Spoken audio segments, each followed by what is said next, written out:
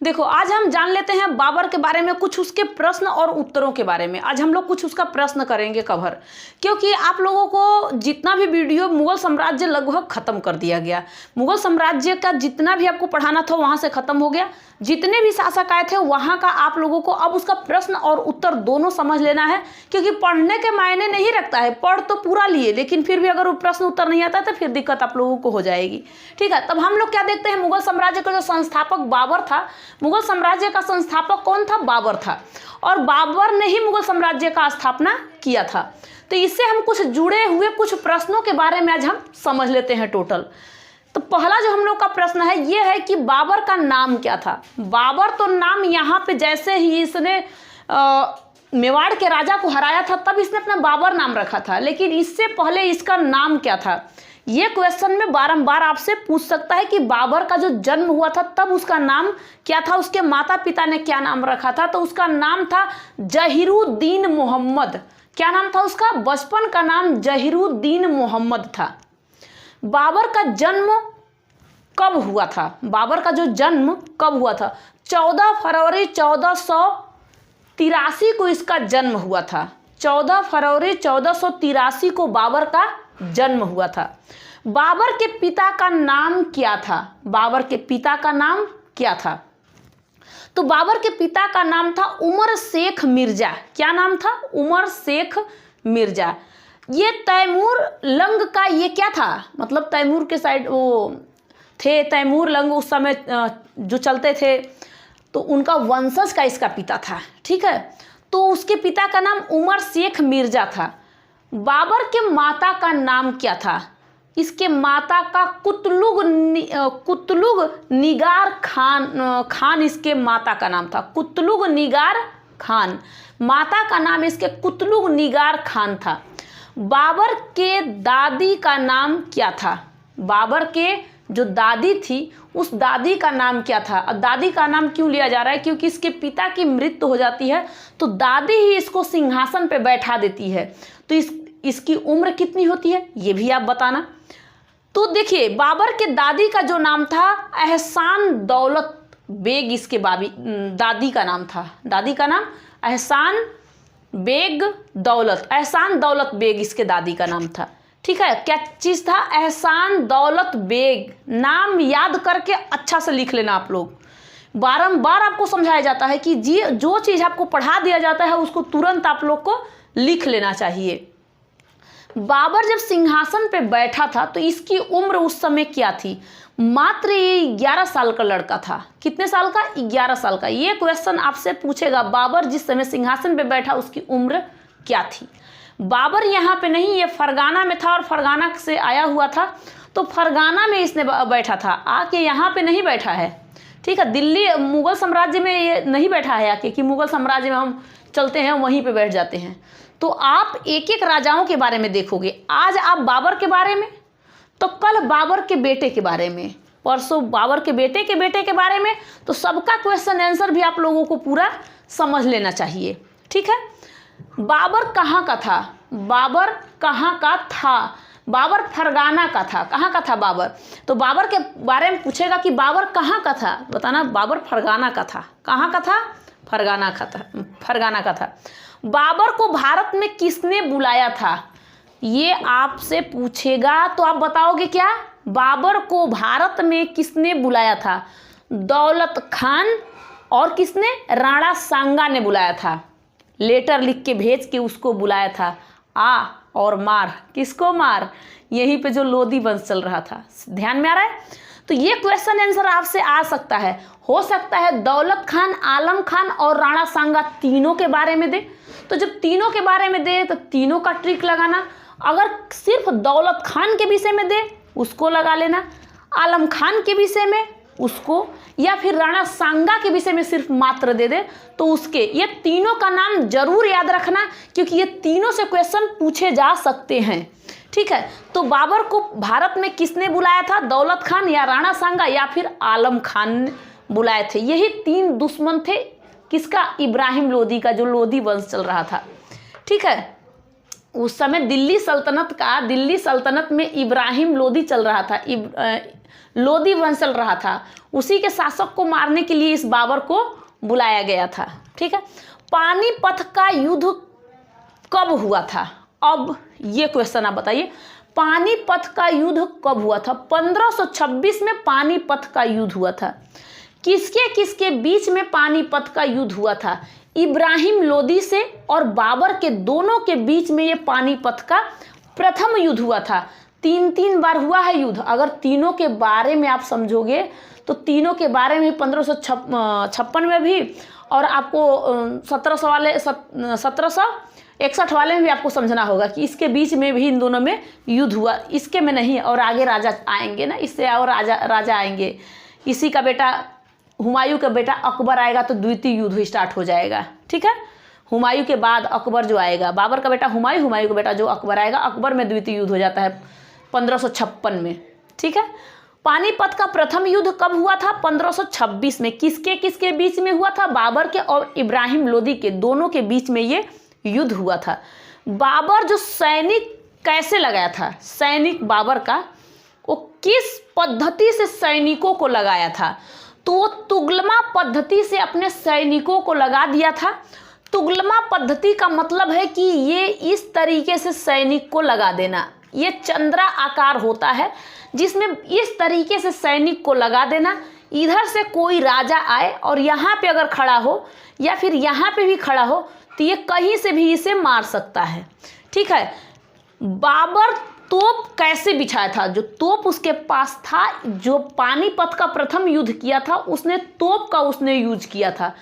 उसी समय तोप का यूज हुआ था। हाथी, घोड़े, तीर, धनुष से जो होता था, इससे पहले बाबर जब आया उसने तोप खाने से, मतलब तोप से युद्ध यहाँ पे करना स्टार्ट कर दिया था। इब्राहिम लोदी को तोप से उड़ा दिया था। ठीक है, तो उसने रूमी पद्धति से बिछाया था। रूमी पद्धति का मतलब क्या होता है कि ये थे सबके सब सैनिक खड़ा और इधर साइड में अपना तोप लगा देता कि जैसे ही राजा यहाँ से आएगा सैनिक अलग होंगे, जितने भी ये सैनिक लेके आएंगे इधर उधर सैनिक मारे जाएंगे, लेकिन बीच में हम इस तोप से इस राजा को उड़ा देंगे। तो ये रूमी पद्धति से इसने उड़ाया था इसको, इब्राहिम लोदी को। कौन सा? रूमी पद्धति से तोपों को इसने भी। तुगलमा पद्धति का ज़्यादातर इसने यूज़ किया था। तुगलमा पद्धति के बारे में ज़्यादातर आपसे पूछ सकता है। ठीक है, इसे कलंदर किसे कहा जाता है? बाबर को। इसे कलंदर क्यों कहा जाता है? बाबर को कलंदर क्यों कहा जाता है? क्योंकि इसने जब यहाँ से इब्राहिम लोदी को ख़त्म किया था, यहाँ से धन दौलत लूटा था, वो ले जाके अपने गांव में गरीबों में बंटवाया था, तो वहाँ के गरीबों ने उसे कलंदर का नाम दिए, कलंदर बोले। ठीक है, तो सिक्के, चांदी का सिक्का इसने बंटवाया था, उसे कलंदर वो सब ने कहना स्टार्ट कर दिए थे। बाबर का प्रथम जो युद्ध हुआ था, प्रथम युद्ध पहली बार इस पानीपत के युद्ध से भी पहले बाबर का प्रथम युद्ध हुआ था। किसके किसके बीच में हुआ था? पानीपत का युद्ध कब हुआ था प्रथम? तो 1519 में पहला युद्ध इसने बाजौर का युद्ध किया था, जिसमें उसने भेरा का किले को बारूद से उड़ा दिया था। क्या किया था? भेरे को किले के इसने बारूद से उड़ा दिया था। अब एक सवाल और, अब यहाँ पे ये सवाल तो आपका खत्म हो गया, ये सवाल को बहुत ध्यान से आप देख लेना। ध्यान है, बाबर ने खानवा का युद्ध कब किया था? अब देखो, बाबर जैसे ही एंट्री मारा और राणा सांगा ने बुलाया और पानीपत का 1526 में युद्ध कर दिया, तब इसने खानवा का युद्ध किया था 27 में। कब युद्ध किया था? 1527 में खानवा का युद्ध हो गया था। खानवा का युद्ध किसके किसके बीच हुआ था? ये भी क्वेश्चन पूछेगा कि खानवा का युद्ध किसके किसके बीच में हुआ था। तो ये राणा सांगा और बाबर के बीच में खानवा का युद्ध 1527 में हुआ था। ये मेवाड़ का राजा था। मेवाड़ राजस्थान के टाइम समय मतलब राजस्थान के एरिया में मेवाड़ का जो राजा था राणा सांगा था, और इसी में मेवाड़ के राजा को मार दिया गया। और कौन मारा था? यही मारा था, इसी के खानवा का युद्ध कहा जाता है। ठीक है, इसमें 3 लोगों ने मिल के बाबर को हराना चाहा, लेकिन बाबर ने कहा कि नहीं हारेंगे। ठीक है, नहीं हारेंगे, क्योंकि उसको पता था, 1 साल रह चुका था, इसलिए उसे पता था कि किस तरीके से यहाँ पर लोगों को हराया जा सकता है। उसने अपने सैनिकों में एकदम मुठभेद ऐसा कर दिया कि देखो, अगर जीतना है तो हमें जीत कर यहीं रहना है। अगर हार जाएंगे तो हमारे लिए कहीं जगह नहीं कि हम जाके रहेंगे, ना तो हमारे लिए काबुल है ना तो फरगाना है। हम हर जगह से आ गए हैं और हर जगह पे लोग आके बैठ गए हैं। ना तो हमारे पास समरकंद है, ना हमारे पास काबुल है, ना हमारे पास फरगाना है। कोई ऐसा एरिया नहीं बचा है कि जिस पे हम जाके रहेंगे। ठीक है, तो इसलिए आप लोगों को क्या करना है, युद्ध कर लेना है। और जो आपके ऊपर टैक्स हम लगा देते हैं उस टैक्स को हम माफ़ कर देंगे। ठीक है, तो इसने इस तरीके का बताया। तब इसने खानवा के युद्ध में राणा सांगा को हरा दिया था। खानवा का युद्ध 1527 में हुआ था। इसमें इस राणा सांगा को पूरी तरीके से इसने हरा दिया था। बाबर ने चंदेरी का युद्ध कब किया था? बाबर इसके 1 साल के बाद चंदेरी का युद्ध करता है 1528 में, क्योंकि राणा सांगा का साथ देने के लिए एमेंदरी राय भी आया था और महमूद लोदी भी आया था। सबके सब खानवा के युद्ध में जो युद्ध हो रहा था उस समय बाबर को हराने के लिए ये महमूद लोदी भी, मेदनी राय भी और राणा सांगा 3 का सेना जो था, ये सेना को लगा दिया था कि जाओ और बाबर को ख़त्म करना है खानवा के युद्ध में। फिर भी इन तीनों को हरा दिया था। कौन हराया था? बाबर ने हराया था। अब यहाँ पे क्या हुआ कि बाबर सोचा कि अब हम युद्ध करेंगे। तब इसने चंदेरी का युद्ध किया था और चंदेरी का युद्ध इसने 1528 में किया। और इसने चंदेरी के युद्ध में किस राजा को हराया? चंदेरी के युद्ध में बाबर ने किस राजा को हराया था? तो मेदनी राय को इसने, मेदनी राम को इसने हरा दिया था। मेदनी राय है, राम ना है, राय है। मेदनी राय को इसने क्या किया था? इस चंदेरी के युद्ध में हरा दिया था। ध्यान में आपको होना चाहिए। बाबर ने घाघरा का युद्ध कब किया था? अब इसने 1 साल के बाद फिर युद्ध करता है 15, क्योंकि अब राणा सांगा का भी सेना इसी में मिल जाते हैं। उसके बाद मेदनी राय जो रहता है इसका भी कुछ सेना इसी में मिल जाते हैं। अब इसने तुरंत घाघरा पे युद्ध करना स्टार्ट कर देता। 1539 में इसने युद्ध किया था और इस युद्ध में किसको हराया था? जो घाघरा का युद्ध था इस बीच, मतलब किसके किसके बीच में हुआ था? बाबर के बीच में और महमूद लोदी के बीच में। इन दोनों के बीच में जम के युद्ध हुई थी।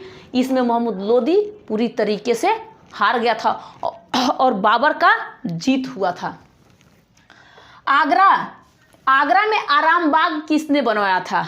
आगरा में आराम बाग किसने बनवाया था? बाबर ने आगरा में आराम बाग बनवाया था। जब ये सारे युद्ध उसने किया था तो मतलब कि वहीं उसने आराम बाग बनवा दिया था। बाबर के आत्मकथा में कितने हिंदुओं राजाओं का, मतलब शासक जो हिंदू शासक थे उनका नाम है? 2 हिंदू शासक थे। 2 हिंदू शासक थे। कृष्ण देव राय नाम था, ये थे विजयनगर का शासक। दूसरा विजयनगर, और जो विजयनगर है, और एक जो था, एक का नाम था राणा सांगा। इन दोनों का चर्चा अपने आत्मकथा ने, अपने बाबर ने लिखा था कि हमने किस तरीके से, हम पे राणा सांगा भारी पड़ रहा था, क्योंकि 3 राजा का उसके पास सेना था और तीनों राजा तो नहीं, लेकिन राणा सांगा था उस समय। राणा सांगा था, उसका सेना सबका लेके गया था। मेदनी राय का ले गया था, महमूद लोदी का ले गया था। इन तीनों का सेना लेके राणा सांगा पहुंचा हुआ था।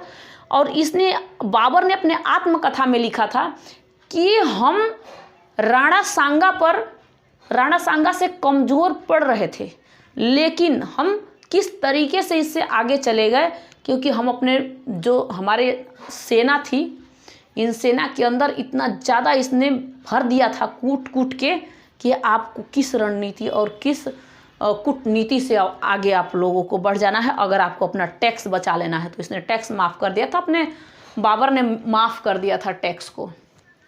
ठीक है, उसके बाद में अब आता है यहाँ पे, आगरा में आराम बाग बनवा दिया। तुजुक बाबरी किसकी पुस्तक है? तुजुक बाबरी किसकी पुस्तक है? ये बाबर की तुजुक बाबरी पुस्तक है।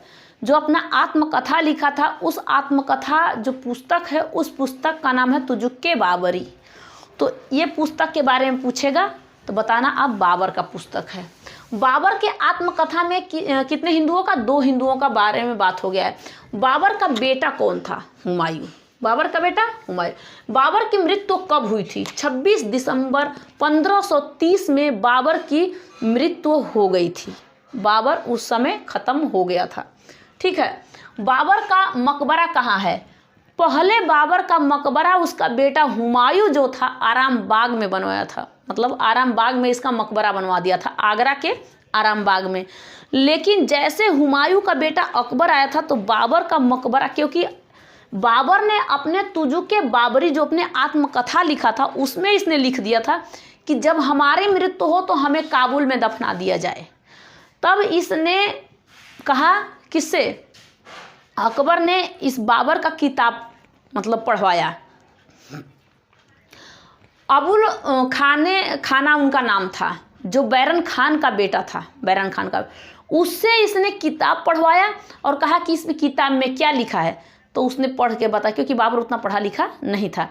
तब इसने पढ़ के बताया कि इसमें लिखा गया है कि हमारा, जब बाबर ने लिखा है, आपके दादाजी ने लिखा है कि जब हमारी मृत्यु हो तो हमें काबुल में दफना दिया जाए। तो वहाँ से उठा के और काबुल में, मिट्टी उट्टी था थोड़ा बहुत लेके, और काबुल में दफना दिया गया। तो वर्तमान में पूछेगा कि बाबर का मकबरा कहाँ है, तो काबुल में है। वर्तमान में बाबर की मकबरा काबुल में है, ध्यान में रहे, पहले वहाँ पे था। ठीक है, समझ में आ रहा है कि नहीं? बाबर का मकबरा भी समझ में आ गया कहाँ है। बाबर के कितने बेटे थे? बाबर के 4 बेटे थे। बाबर के कितने बेटे थे? बाबर के टोटल 4 बेटे थे, जिसका नाम था कामरान, हिंदाल, अस्करी और हुमायूं। और हुमायूं को ही मतलब हुमायूं ही बड़ा बेटा था, इसीलिए इसी हुमायूं के इसने क्या किया था कि हुमायूं को अपनी राजगद्दी संभालने के लिए बाबर ने दे दिया था। ये इसके बेटे थे, 4 के 4 बेटे थे। ये जैसे ही आप इसका समाप्त करके इसकी कहा, यहाँ पर बाबर का कहीं से एक भी क्वेश्चन आपको छूटने वाला है? कहीं से भी नहीं है। ये मुगल साम्राज्य के जो संस्थापक बाबर थे, बाबर से जुड़े हुए सारे के सारे प्रश्न हैं, जिसको आपको ध्यान से समझ लेना है। खानवा का युद्ध समझ लेना है, चंदेरी का युद्ध, पानीपत का युद्ध और इसने घाघरा का युद्ध। ये ही 4 युद्ध इसने किया था, 3-4 युद्ध, 4 नहीं 5 टोटल युद्ध इसने किया था। 5 युद्ध के बारे में आपको समझ लेना है। यहाँ तक आपको समझ में आ गया होगा। इसके बाद सुनिए, जैसे ही बाबर का हमने क्वेश्चन आंसर यहाँ पे ख़त्म कर दिए, इसी तरीके से मैं आप लोगों के लिए लाऊंगी हुमायूं का। इसका बेटा कौन है? हुमायूं। तो हुमायूं के बारे में भी आप लोग को बताऊंगी। अभी पिछले वीडियो अभी आपको डाली हूँ, अभी आज ही उसको भी बनाई हूँ कि मतलब आपको समझ में आ जाए कि हिस्ट्री समझ में आ जाना चाहिए। तो उसमें मैं आपको बना के दी हूँ कि जिस तरीके से औरंगजेब, मान लीजिए कब तक? औरंगजेब तक। कौन? बाबर आया, बाबर, हुमायूं, अकबर, सबका बेटा है, ये बेटा ये बेटा इसका, ठीक है। अकबर, उसके बाद आता है जहांगीर, उसके बाद शाहजहां, उसके बाद आता है औरंगजेब, शाहजहां का बेटा औरंगजेब। इन सबों के बारे में मैं आपको बता चुकी हूँ, इन 6 के बारे में बता दी हूँ। ये मुगल साम्राज्य के 6 महान शासक थे, जो इनके बारे में मैं आपको बता दी हूँ। औरंगजेब के समय ही अब धीरे धीरे मुगल साम्राज्य समाप्त होने लगा था, और इसके बाद आते हैं बहुत सारे शासक हैं, जिसका नाम बहादुर शाह रहता है। इसी का बेटा है, औरंगजेब का बेटा बहादुर शाह। अकबर द्वितीय था इसका बेटा, लेकिन उसको राजगद्दी नहीं दिया। आंखें में मतलब 2 सरिया अंदर से कोप दिया, गरम करवा के डाल दिया, आंख में फूट गया, ख़त्म हो गया उसकी कहानी। तो इसका बेटा डर के 66 मतलब 63 साल का जब हो गया, बहादुर शाह,